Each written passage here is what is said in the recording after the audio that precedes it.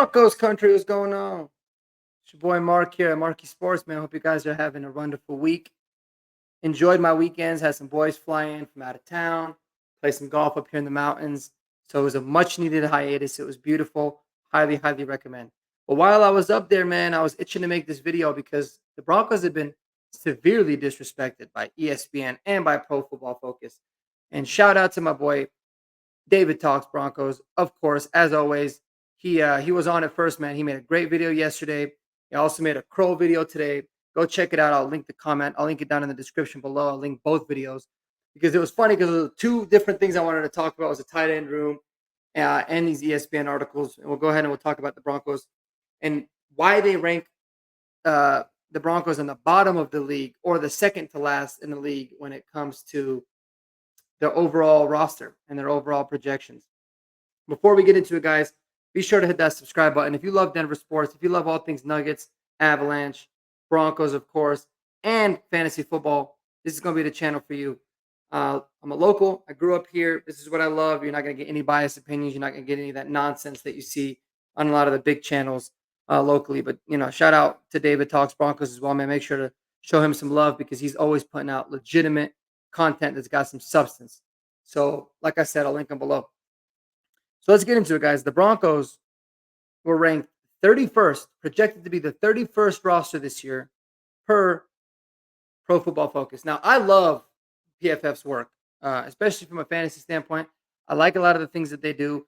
I think they fall short in a lot of other, rankings in the way that they rate players. And I really look at them to be elite when it comes to their rankings for offensive line and defensive line play. But outside of that, I think a lot of the things don't have a lot of substance, just like stats in general don't. But they ranked us 32nd in the league, right? Now I get it, guys. Are the Broncos going to take the NFL by storm this year? I mean, probably not. Are they in a full rebuild? I mean, yeah, we just paid $55 million to get rid of a player, of our starting quarterback in Russell Wilson. So, of course, we're going to be going over a full-on rebuild. And I'm excited as a Bronco fan because we're finally doing it the right way. And there's a lot of intriguing players. Something you've heard a lot on this channel is the word intriguing, right? But to say that the Carolina Panthers are going to be ranked higher, the New York Giants are going to be ranked higher, based off of what? The New England Patriots ranked higher than the Broncos? Preseason rankings? I don't buy it. I don't buy it, guys.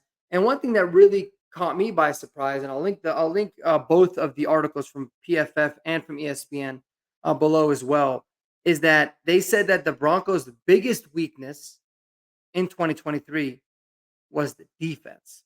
Now I get it. We had historically bad games defensively, but do not forget there was a 5-game winning streak that we had in the middle of the season that was 98% because of the way that the defense played, because of the way they forced turnovers, they rushed the passer, they were just opportunistic, and they made huge plays for us. Without that, we're a top 5 pick. We are probably the second or third worst team.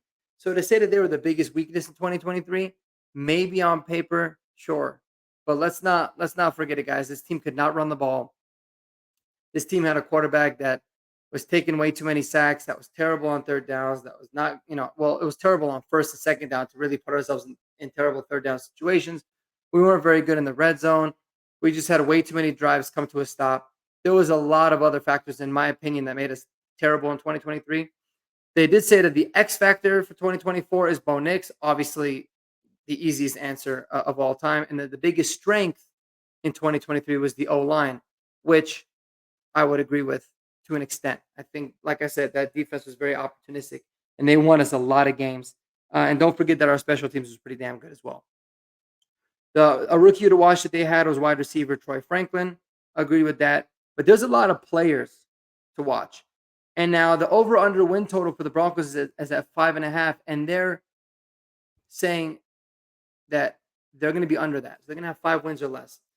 Let me ask somebody at PFF this, and really all of you guys, and put it in the comments your thoughts. But do you really think losing Russell Wilson, who was playing terrible football, Lloyd Cushenberry, who sure was a really good center, but was he going to equal 3 different wins? No. And Jerry Jeudy, who was just always the camp darling and a guy that never played well. Were the losses of those 3 guys really gonna be equal to 3 games difference going into 2024? Not to mention now that you're getting a lot of guys that have a lot of upside, that have a ton of talent, more opportunities to be able to come out there and play. I think it's crazy. Listen, I'm not gonna be a homer. I think the Broncos could surprise people, but I don't think they're gonna be a playoff team, right? But to say that they're preseason ranked right now the worst in the NFL, it doesn't make any sense to me. It does not. And then on the ESPN side, ESPN, they're saying some crazy stuff about us too. Because ESPN, what they don't really understand is that, the Broncos have got a ton of players and have actually filled needs in this offseason, even though they didn't make any splashes. That actually made sense. And what you don't really, what they don't also understand too is that the Broncos are, Sean Payton is really going to make his mark in year 2. Now he's got a roster with guys that he's hand chosen, that he feels like are going to fit a role. They're not going to be world beaters. They're not going to be able to, sit there and say that you could take the NFL by storm right now as it stands. But he's going to be able to get his guys. And do you know who was ranked the 32nd worst team last year by PFF? It was the Cardinals. Okay. They ended up being better than the 32nd ranked, but definitely got that one wrong. And the 31st ranked team per PFF last year was the Houston Texans. All right. Did anybody think before the season that Houston Texans were going to be as good as they were? No. But this just gives you an idea of when you find that quarterback and when him and the head coach and the offensive coordinator, there's some synergy there. They're going to take people by storm. And to add even more to that, the Los Angeles Rams are ranked 30th. They ranked the LA Rams the 30th, saying, they lost a bunch of guys on defense and that it's going to be the worst defensive unit in the league. And, who knows about the health of Matthew Stafford and Sean Payton, Sean McVay is really good, but this talent is terrible, blah, blah, blah. Boom, another team that was a playoff team. And that was a pretty damn good team, to be honest with you. The Rams were really good, really scrappy. They had the Indianapolis Colts as 29th. That was a team that was really close to making the playoffs.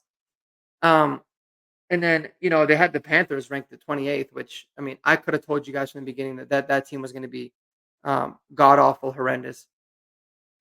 And so it just seems like they got it wrong with a lot of that. It happens every single year. I'm not going to sit there and fault PFF for it. Obviously, they're just going based off of what the rankings show. But it just shows that every year there's going to be these guys that are going to be ranked bottom of the league, and that they're going to end up really surprising a lot of people. And that's kind of where I'm at. I think when it comes to a lot of those things. So I'm interested to see.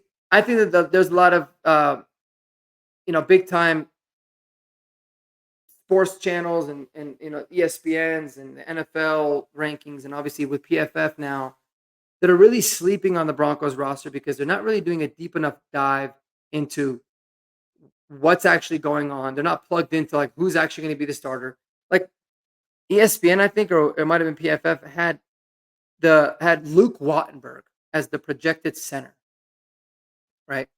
For this year. And it's like, that's crazy because I think that there's potentially 2 other guys that are going to be the center over him. They don't mention anything about Julian McLaughlin. They just have Javante and Samaje Perine. Like if they were more plugged into the team, they'd know that Samaje is probably not going to make this team, and that we got a damn good player in Julian McLaughlin that's ready to take it over. They got Adam Troutman as the projected tight end, which I can understand because he might end up being the starter. But like, what did Lucas Kroll do, right? What did somebody like Greg Dulcich do when he was healthy? Now, I know it's a huge when and if, but the guy was borderline. When you look at the snaps that he played in his production, borderline elite already early on in his career. And so what happens if somebody like him ends up turning the corner and ends up being healthy, right? There's just a lot of flaws. Even their projected starting lineups are just flat out wrong. I think that there's a lot of guys on this that are projected that might not even make the team. So they're not as plugged into the team. I get it. I personally, as a fan, love it. I love it when we don't have a lot of hype around the Broncos as it starts to rain outside. See, even Mother Nature knows, like, screw ESPN and PFF because it's starting to pour the second we started to talk about this. Um, but anyways, guys, I mean, let me know what y'all think because I look at this Broncos roster. I get really excited personally. I love the type of potential that we have. I'm really excited to see the development of these young players that we're bringing in that seem to fit a certain mold that Sean Payton in this front office is looking for, but that have first and foremost a lot of talent, and I think that talent's going to get unleashed.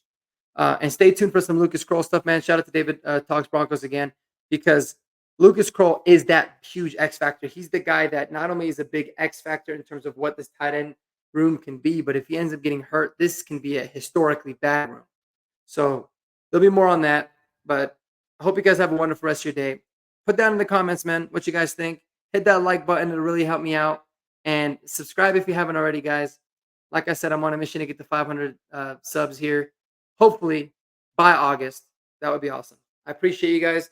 Mile high salute to each and every one of you. And as usual, peace out.